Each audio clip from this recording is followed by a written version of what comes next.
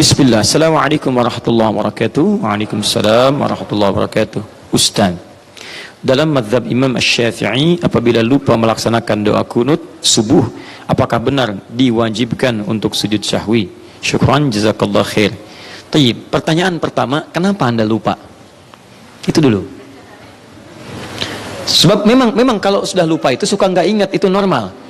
Ini pertanyaannya, kenapa Anda lupa?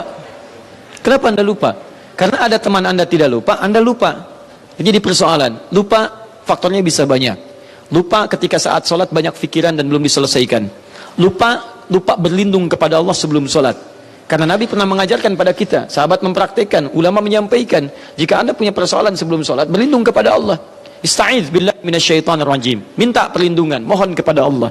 Yang kedua, pahami bacaan-bacaan sholat. Dengan pemahaman itu, Anda bisa mengingat dan bisa mengetahui sedang apa yang sedang Anda lakukan dalam sholat Anda. Takbir, pahami isinya. Lisan mengucapkan, kemudian fikiran, kemudian memahami itu semua. Dalam kondisi demikian, lupa, kemungkinan Anda sholat sendirian. Karena dalam sholat berjamaah, itu bisa saling mengingatkan. Imam yang lupa, diingatkan oleh makmum. Makmum yang lupa, teringat dengan yang lainnya. Di mustahil, ada orang sholat berjamaah, lupa semuanya. Mustahil. Mustahil, pasti akan saling mengingatkan. Jelas ya?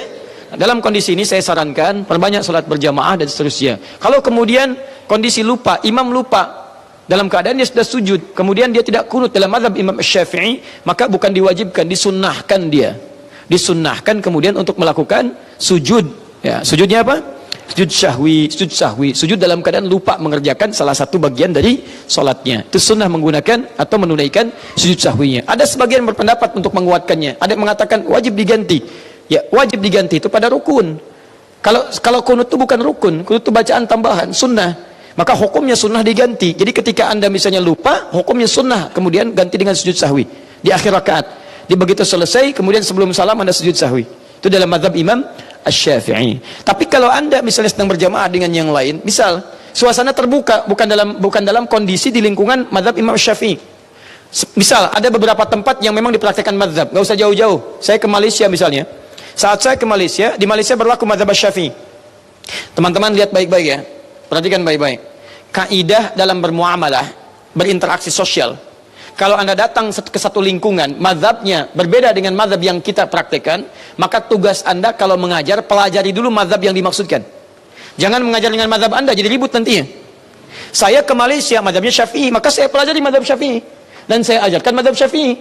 Adapun yang lain sebagai perbandingan. Misal saya katakan, Bapak, Ibu sekalian, Makcik, Pakcik, saat kita salat subuh ada kunut di situ. Pendapat Imam Syafi'i kunutnya begini, bacaannya begini. Tapi kalau Pakcik, Makcik main ke Indonesia, misalnya berkunjung, Anda dapati satu daerah tidak menggunakan kunut, itu tandanya bukan dia tidak salatnya sempurna.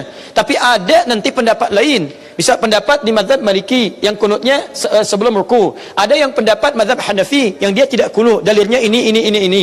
Jadi kalau Pakcik main ke Indonesia ada yang tidak kunut, maka jangan disalahkan. Boleh jadi dia gunakan misalnya mazhab Hanafi, dalilnya begini. Jelas ya?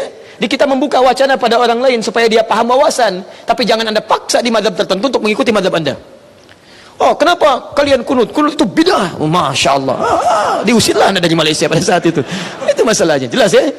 Jadi kita pelajari mazhab di tempat tapi menjelaskan wawasan supaya terbuka di situ. Paham ya? Nah, jadi solusinya adalah ketika Anda sholat di tempat yang variatif. Misal, Anda kunut, tapi Anda sedang berada di tempat yang tidak kunut misalnya. Imamnya tidak kunut. Maka Anda ikutlah kemudian keadaan imam. Jangan sujud sahwi sendirian. Itu yang salah. Misal Anda sholat subuh, imam tidak kunut. Begitu imam tidak kunut, selesai imam salam, Assalamualaikum warahmatullahi, Assalamualaikum warahmatullahi. Anda sujud sahwi di situ, Anda terlampau soleh di situ. Tidak tepat dan salah itu, karena salat mengikuti imam. Innama ju'ilal imamu liyutamma bihi. Imam dijadikan untuk diikuti. Sama dengan Anda, begitu Anda tidak kunut, Anda kemudian bermakmum di belakang orang yang kunut, imamnya kunut. Kata Syekh Al-Utsaimin, Ibnu Shalih Al-Utsaimin, beliau mengatakan, Anda kunut, ikuti. Aminkan.